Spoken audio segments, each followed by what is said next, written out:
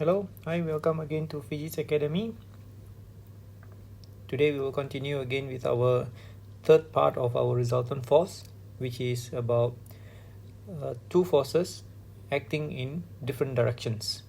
So in the first part and our second part of our resultant force, we have seen about forces, how can we do addition or subtraction to the forces when the forces are acting in the same plane, either in the horizontal plane or in the vertical plane. So now we have two forces which are acting in two different directions. In this case, we have a box which is being acted upon by two forces, where one force is acting to the east and another force is acting to the north direction. Right? So how can we actually find the resultant or the result of these two forces? Or we can say that how to find the resultant force that is acting onto the box. So there are basically two ways to solve this idea, to solve this type of questions or this type of condition. So the first way will be, we will call it as the triangle of forces,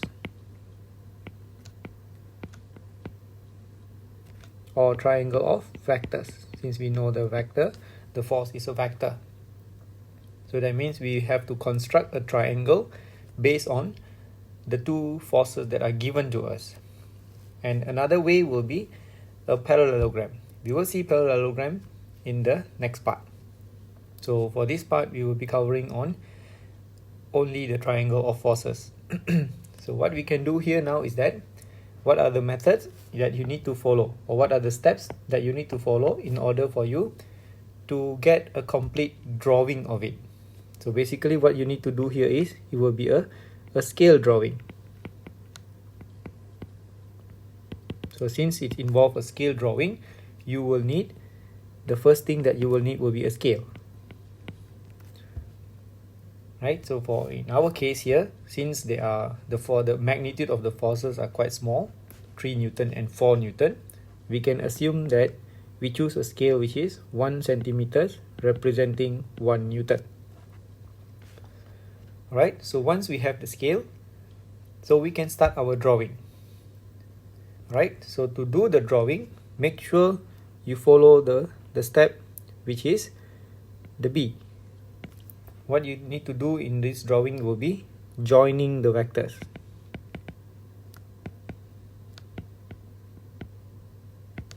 Or joining the forces. So please remember that the step B here, it is only for the triangle method. We will be looking at another method, and that method you can't be using this joining the vectors method. Alright, so what you can do here now is that, so you choose a vector to draw first. You can choose any vector that you would like to draw. Choose a force that you would like to draw first.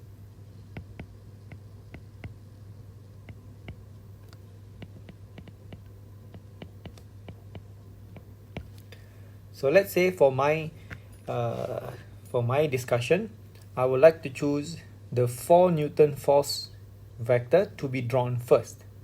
So what you have to do here now is that, grab a ruler. So you will need a ruler for sure.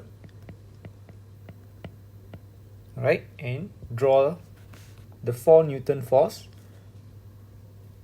which is acting to the east. So since your scale is 1 centimeter, so what you can do here now is that you can draw a 4 centimeters line which is acting to the east, and label your line as 4 centimeters, and do not label it as 4 Newton, because now you are doing a drawing, so you should be using the scales. And now, using the step B, which is joining the forces, you choose your second force, which is a 3 Newton, join it from the end of the first force. So this was, according to our drawing, we know that this was the start of our force, and this is the end of our first force. So at the end here, you join it with the force that is remaining, which is 3 Newton, and it should be pointing to the north. So 3 centimeters to the north here. So label it as 3 centimeters and not 3 Newton.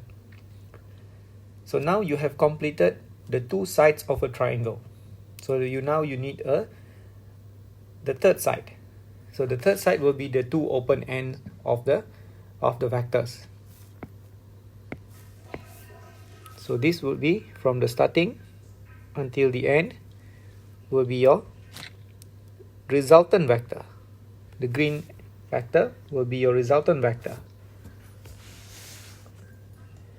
So what you have to do to this resultant vector is that, number one, to this resultant vector, what you need to do here is that you need to use a ruler, measure the length.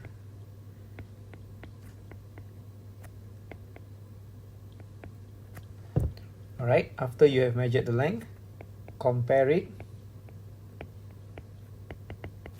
with scale, the scale that you have set. So in this case, by using a ruler, if you measure the length, it should represent approximately 5 centimeters. Right, it should be approximately 5 centimeters in length. Okay, let me change the color. Sorry about that. Get back to green. So it should be approximately 5 centimeters in length. Right, why do I know that it's supposed to be 5 centimeters? Of course, I have done this on a separate paper, and now I'm just giving you the lesson. So I know that the answer is supposed to be 5 centimeters. I will also show you the other part of it, which is the mathematical part of it. It should also show you an answer of 5 centimeters in terms of Pythagoras theorem. Okay, but because of this is an IGCSE Physics topic, so you can't be using Pythagoras theorem to prove your answer. So you have to do scale drawing. By using scale drawing, you need to prove the answer to be 5 centimeters.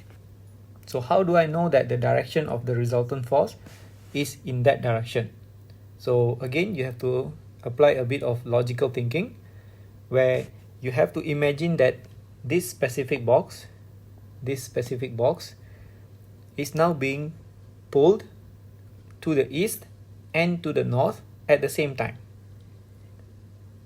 Simultaneously, at the same time, both forces are acting. So of course, as a result, it should point somewhat in the middle of these two. The direction should be somewhat in the middle, and that is the direction shown by your resultant through the drawing. Or in another way that you can try to get to know the direction is, you are trying to pull something to the right and upwards. So your direction should be somewhere in between the right and upwards. So this is to the right and upwards. That is how you decide on or you can predict your direction. And your drawing must also go with your correct prediction. So once you have done with the drawing and you have measured the length of your resultant force, so now you can finalize your answer. So the magnitude of the resultant force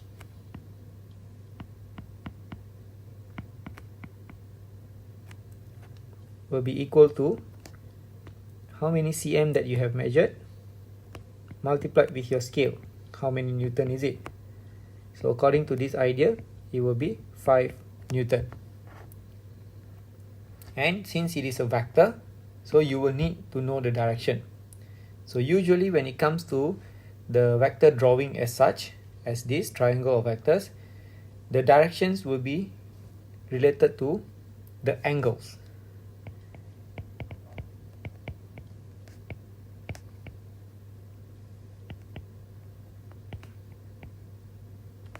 Okay, it should be related to the angles. So which angle should you choose? So usually we will try to use the angle that is easy to read from the starting point of your resultant. You can actually draw a north And what you can do here is that you can find the bearing of the resultant vector.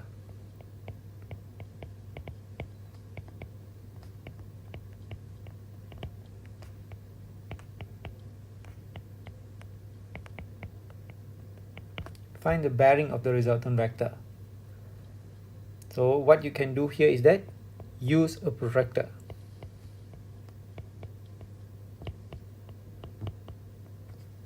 Use a protractor and get the angle theta that is being shown on the diagram.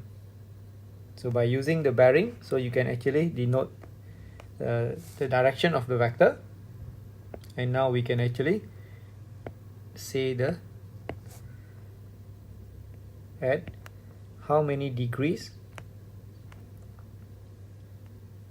or you can say at bearing how many degrees.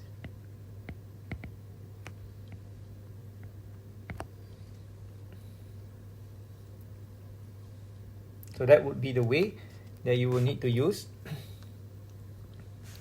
the triangle of forces method to calculate or to get your resultant force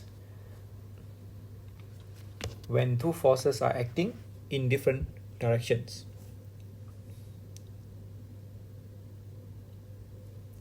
I hope this lesson has given you a good idea on how to calculate resultant force when you have two forces in different directions.